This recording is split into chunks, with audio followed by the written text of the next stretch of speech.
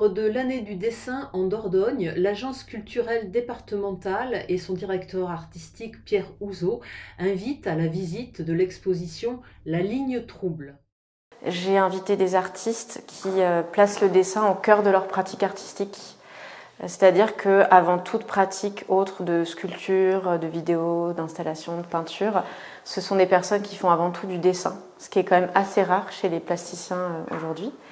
Le dessin, c'est une pratique aussi qui est très particulière parce que ancestrale dans l'histoire de l'art. C'est aussi une pratique fragile, un peu comme la photographie. Les dessins, c'est en général du crayon sur papier quand c'est la base du dessin. Et c'est souvent du papier fin, des matériaux fragiles qui sont sujets à une altération par la lumière. Donc c'est aussi une pratique qui est très sensible dans tous les sens du terme. Et dans ce panorama, avec les 11 artistes invités pour la Ligne Trouble, il y a une grande diversité. La volonté que j'avais, c'était de montrer au public à quel point les artistes dessinateurs s'emparent du dessin pour parfois l'amener dans des contrées qu'on ne soupçonnerait pas. Il y a des artistes qui utilisent le papier, le crayon, la feuille, mais d'autres qui vont aller vers d'autres matières et d'autres techniques. On commence le parcours de la visite avec un grand dessin de Antea Loubat. J'avais cette volonté de commencer par une grande image dessinée parce que souvent quand on pense dessin, on pense petit format, petites choses encadrées, alors que c'est pas du tout forcément le cas. Et le dessin s'appelle Horizon des événements. C'est une artiste toulousaine, Antea Loubat. Et j'aimais bien commencer par un dessin qui dit qu'on va avoir un horizon de plein d'événements dans cette exposition à travers toutes les œuvres qu'on va voir ensuite. C'est aussi un dessin qui a trait au paysage. L'horizon évoque évidemment le paysage, mais c'est pas un paysage aussi littéral que ça.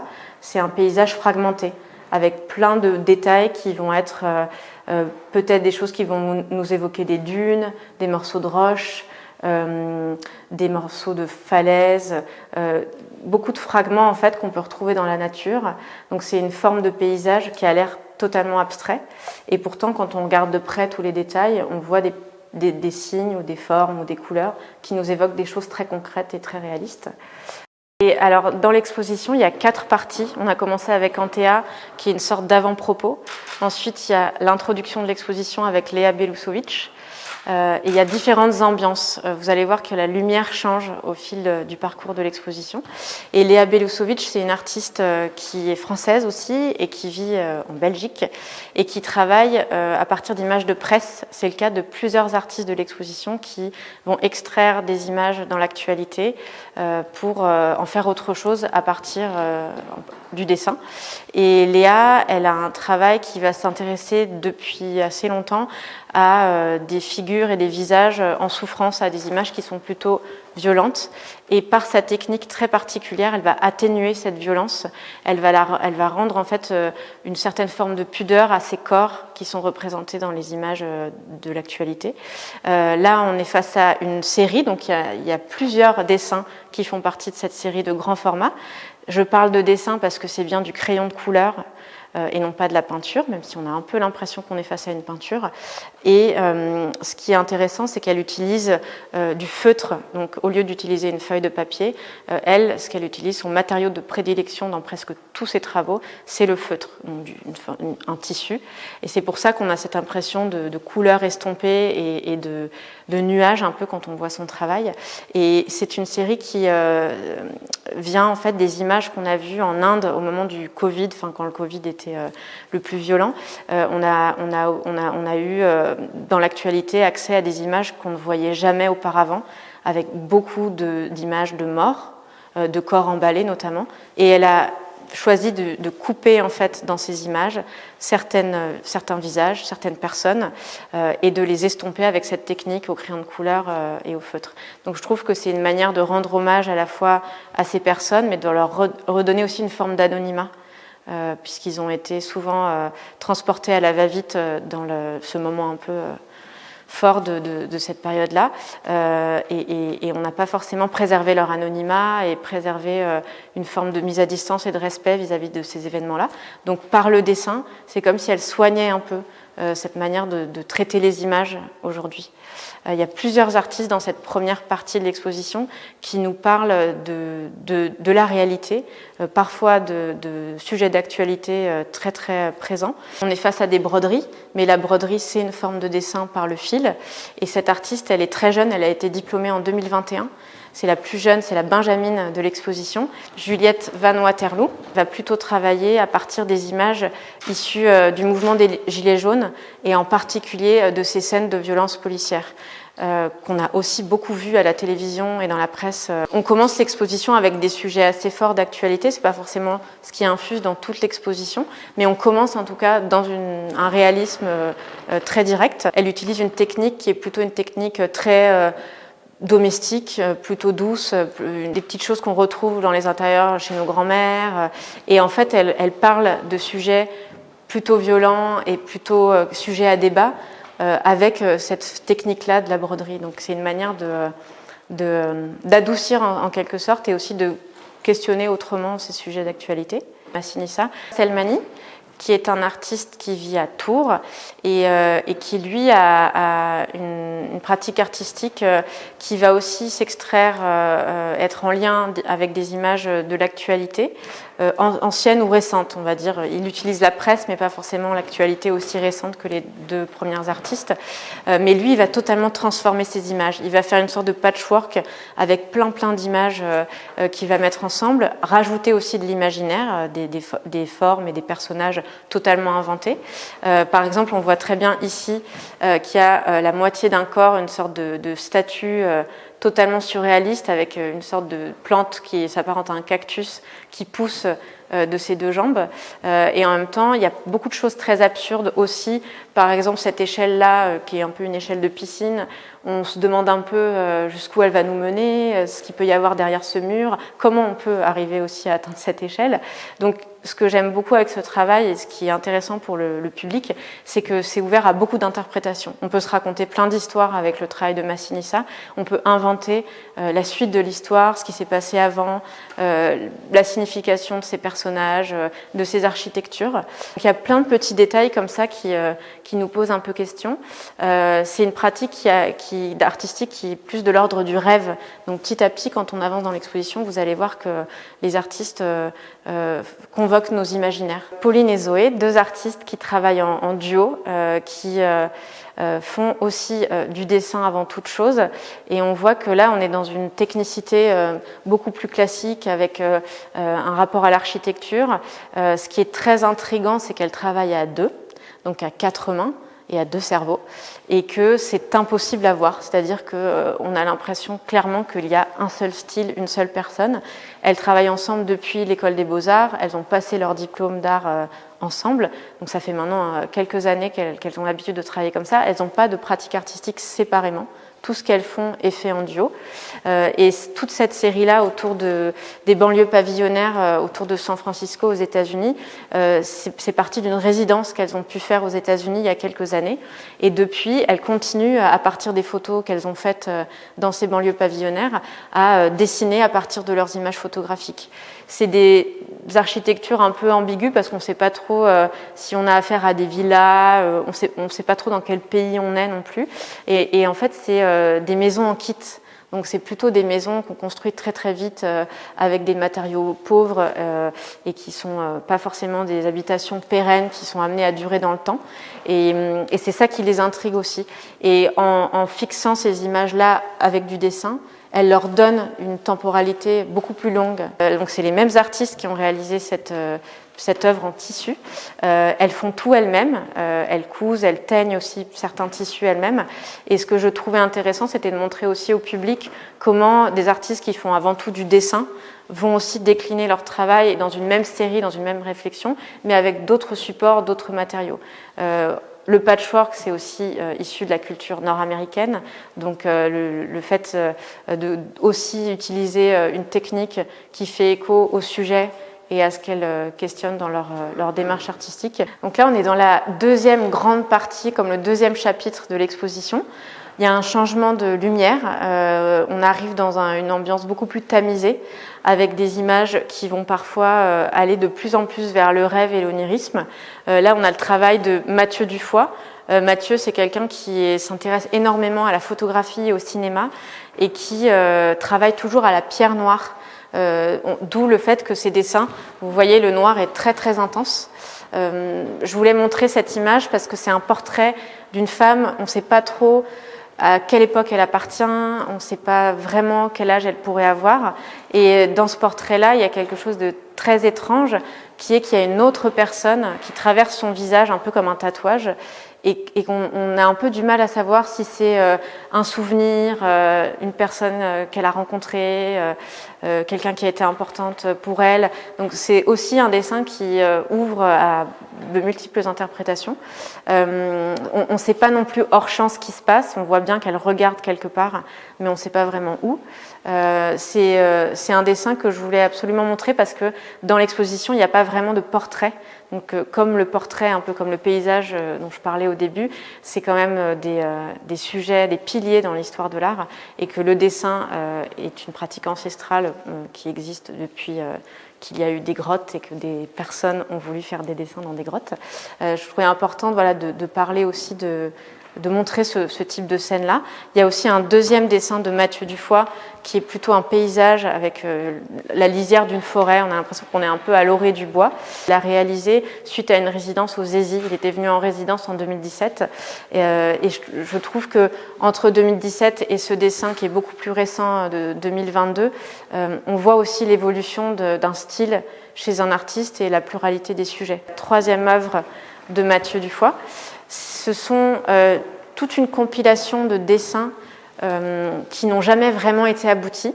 C'est très rare de voir des choses non abouties, des œuvres en cours qui ont été abandonnées par les artistes. C'est assez intime. Normalement, les artistes nous montrent que ce qui leur semble terminé, fini, abouti, dont ils sont satisfaits. Et Mathieu a choisi de fouiller dans ses archives et il a ressorti des dessins donc, pour cette vidéo-là qui date de 2005 à 2014, mais il a réalisé la vidéo en 2022, donc l'œuvre est assez récente. Et on voit plein de manières de faire du dessin. Là, on voit que c'est des cartons d'emballage, donc il a simplement déplié des cartons et il les a utilisés pour du dessin. À un moment donné, on voit des maquettes, on voit aussi des carnets de croquis parce qu'on voit les spirales du carnet dans la vidéo. Donc tous ces fragments-là nous montrent un peu les coulisses de la création et le processus en cours, le cheminement du travail de l'artiste en fait, qui commence, arrête, n'aboutit pas potentiellement des choses. Je trouvais que c'était assez généreux aussi de montrer cet aspect-là de la création liée au dessin au public de l'exposition. Et la vidéo s'appelle « Dès que l'on regarde ailleurs ». Élise Charcosset a un travail qui est presque abstrait, même si ses formes nous font penser un peu comme en Théa Loubat au début. On a l'impression qu'on est face à des œuvres abstraites et en fait, quand on regarde bien, on dirait des cheveux. On dirait aussi un peu des boyaux, des intestins. En tout cas, on pense à des formes très organiques liées au corps. C'est aussi dû au fait qu'elle choisit le rouge dans son travail de dessin. Ce rouge qui est très particulier est en fait un crayon utilisé dans le secteur du bâtiment. Donc elle s'est réapproprié un outil de travail qui n'est pas du tout dédié normalement à la création artistique et c'est devenu son outil fétiche. C'est un peu comme Mathieu Dufoy avec la pierre noire dont je vous parlais. Élise Charcosset, c'est ce crayon-là rouge. Troisième dessin présente des mains, donc les mains d'une armure, peut-être d'un chevalier. Ce sont des mains qui ont l'air un peu écorchées aussi. Donc on retrouve à nouveau ce rapport-là au corps et avec beaucoup de mystère. Il y a aussi un rapport au Moyen-Âge, à des choses qui peuvent faire écho avec aussi les architectures ici à Périgueux. Et quand elle est allée visiter la cathédrale, elle me disait mais c'est totalement en résonance les formes que j'ai vues dans l'architecture avec ces deux œuvres-là. Là, c'est le travail de Célia Müller qui a réalisé ses dessins sur du papier de soie. Donc c'est des œuvres très fragiles. Je vous parlais au début de la fragilité du dessin. C'est aussi des œuvres qui ont été faites à partir d'images d'archives, un peu comme Mathieu Dufoy qui utilise des archives plutôt du cinéma.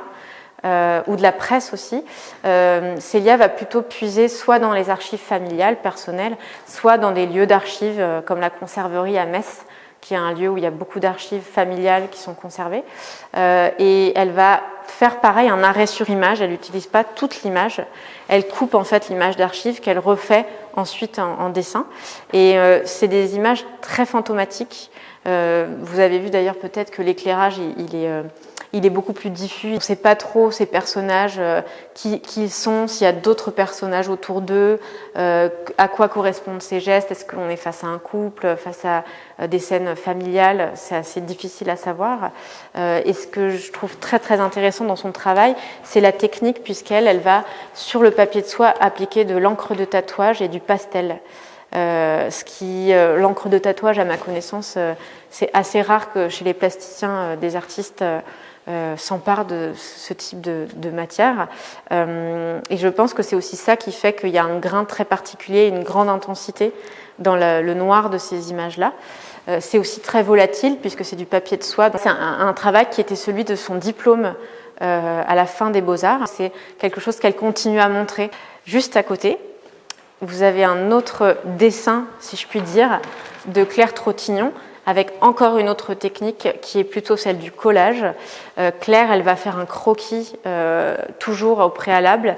Elle sait qu'elle veut dessiner par les fragments d'images une architecture. Elle travaille souvent sur des motifs qui sont liés à la ruine, des images qui sont à la fois atemporelles, comme elle le dit, mais en même temps pluritemporelles. On pourrait être dans la mythologie grecque, on pourrait être à la fois dans la fin du monde, projeté dans un futur proche ou lointain, dans une forme aussi totalement chaotique, avec en même temps des petits détails qui nous laissent comprendre qu'on est peut-être sur Terre, parce qu'il y a des éléments qui volent. Si vous regardez vraiment les détails, on voit qu'il y a des petits fragments dans l'air, donc ça sous-entend qu'on est dans l'atmosphère et qu'il y a de l'air, donc peut-être sur Terre.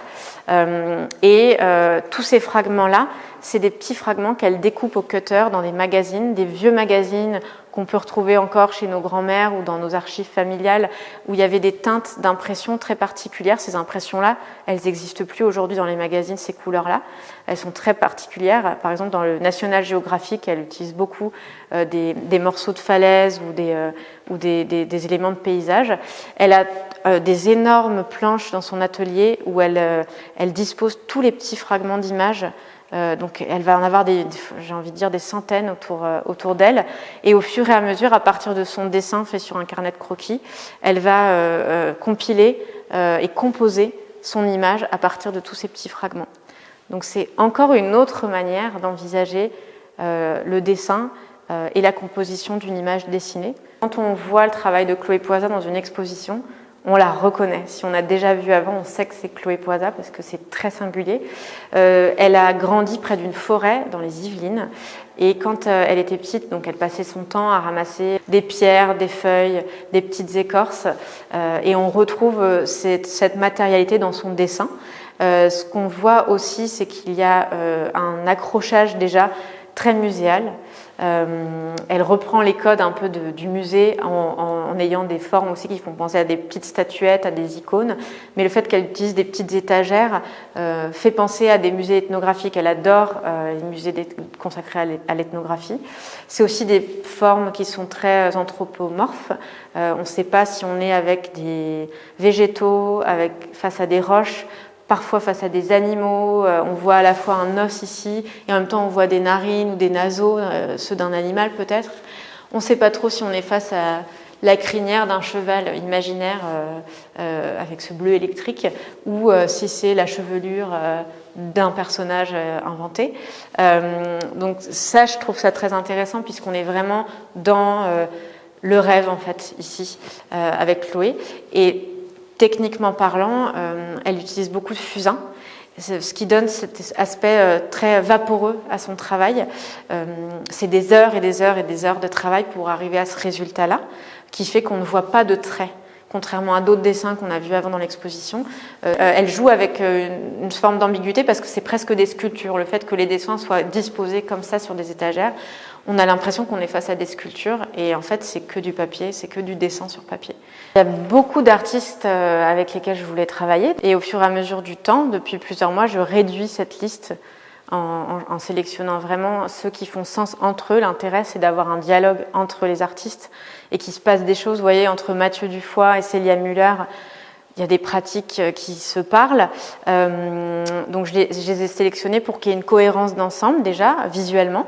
Si on avait eu que du dessin abstrait ou que du dessin figuratif, ce serait autre chose. Le panorama du dessin que je voulais faire, il serait moins complet. Ça ne peut pas être un panorama exhaustif, sinon il faudrait 5 salles comme celle-ci. Des choses qui ne sont pas encadrées, vous avez vu. Et dans les matières techniques, donc il y a du pastel, du fusain, du crayon évidemment, de la pierre noire, on a de la vidéo, de la couture qui est soit du patchwork ou de la broderie. Donc dans la diversité, c'était vraiment ce que je voulais. Beaucoup d'artistes qui sont relativement jeunes, aussi pour montrer une pratique très ancrée dans le présent. Je trouve important quand on montre de l'art contemporain de parler avec les artistes de ce qui se passe en ce moment dans le monde. Donc ça faisait aussi partie des critères, disons, de sélection. Il fallait que ça apparaisse pour moi quelque part et de donner la parole à des jeunes artistes sur ces sujets-là me semble aussi intéressant. Non seulement les sujets sont ancrés pour certains dans l'actualité, mais la plupart de ces œuvres ont été réalisées entre 2020 et aujourd'hui. Énormément d'œuvres ont été faites notamment pendant le confinement, enfin les confinements. Quand on est artiste et qu'on fait du dessin et qu'on est confiné, on peut continuer à pratiquer son travail, en tout cas à l'atelier. On a besoin de matériaux qui sont relativement simples à trouver. Donc il y a eu aussi, j'ai l'impression, un renouveau du dessin et un boom du dessin en 2020. Moi, je suis commissaire d'exposition depuis environ 12 ans. Et c'est un métier qui est vraiment, pour moi en tout cas, au service des artistes. C'est-à-dire qu'on va chercher à rencontrer des artistes, soit parce qu'on a vu leur travail dans des expositions, soit parce qu'on a vu leur travail sur Internet. Et au fur et à mesure de ces rencontres, le métier de commissaire, c'est aussi faire du lien entre ces personnes. Ensuite, c'est faire du lien dans un espace. Comment des œuvres formellement parlant, c'est-à-dire des images, vont dialoguer entre elles. Donc ça fait aussi partie de ma réflexion quand je monte une exposition. Et aussi comment la scénographie fonctionne dans l'ensemble. Par exemple, la lumière, je vous ai parlé de l'impact de la lumière. C'était très important pour moi qu'il y ait un espace très éclairé au début et qu'ensuite, au fur et à mesure, on arrive dans la grotte de Chloé Poisa. Donc ça fait aussi partie de ma réflexion. Moi, je ne dois pas orienter ou transformer les travaux des artistes, je dois juste les orchestrer ensemble. Voilà, un peu comme un chef d'orchestre où je ne suis pas l'artiste, mais je crée un rythme et un lien entre tous ces travaux. Et ensuite, je vis à Bordeaux, donc je travaille parfois en Nouvelle-Aquitaine et parfois ailleurs. Ça dépend un peu des commandes, je suis indépendante. Donc selon les commandes qui émanent soit de collectivités publiques, soit de galeries, des artistes directement, d'institutions culturelles aussi. Ça va dépendre un peu de l'invitation.